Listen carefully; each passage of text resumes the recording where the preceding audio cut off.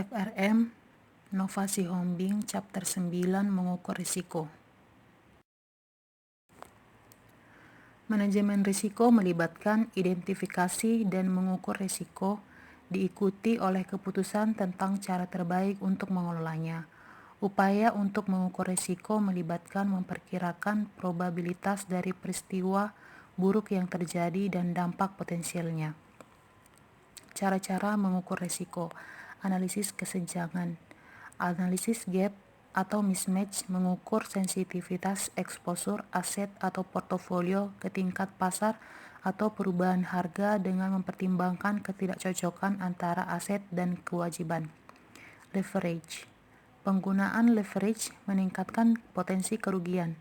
Oleh karena itu, dampak dari leverage atau strategi gearing penting untuk dipertimbangkan ketika menghitung jumlah yang berpotensi organisasi. Sensitivitas instrumen. Ukuran sensitivitas instrumen dapat menjadi cara yang berguna untuk mengukur potensi risiko. Durasi memberikan perkiraan sensitivitas harga efek pendapatan tetap untuk perubahan kecil dalam suku bunga. Analisis skenario. Analisis skenario menawarkan cara yang berguna untuk menilai potensi kerugian dengan menganalisis nilai instrumen atau portofolio di bawah yang berbeda. Skenario ditentukan secara sewenang-wenang. Pengujian stres.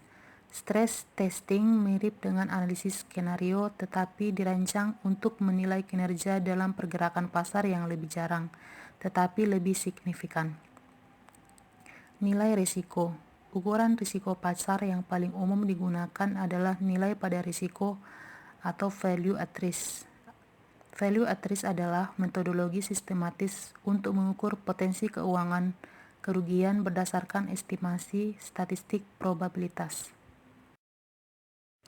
Metode value at risk ada beberapa, yaitu value at risk menggunakan simulasi historis.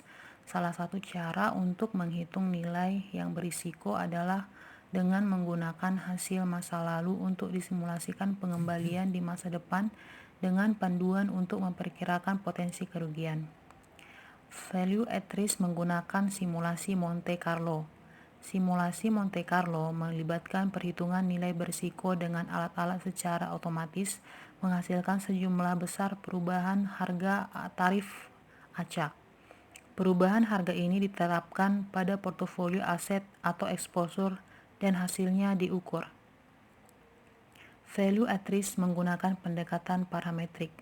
Pendekatan parametrik untuk menghitung nilai berisiko juga dikenal dengan metode varians, kovarian, metode korelasi atau analitik metode. Pengukuran risiko. Pengukuran risiko ada beberapa, yaitu peringkat counterparty.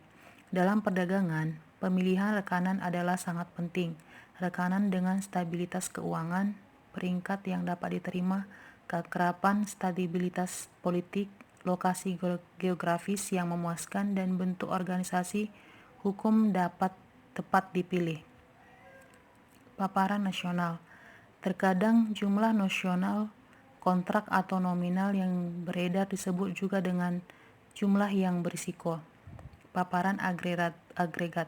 Mengingat pentingnya risiko dalam derivatif dan non-derivatif transaksi, penting untuk menentukan eksposur total ke rekanan pada titik waktu tertentu, membandingkan agregat ini dengan menetapkan batasan rekanan internal. Biaya penggantian. Paparan ini atau biaya penggantian bisa ditentukan dengan meninjau nilai pasar dari kontrak yang belum selesai. Ukuran risiko kredit. Ukuran risiko kredit didasarkan pada estimasi probabilitas kerugian yang dihasilkan dari default. Pengukuran risiko operasional.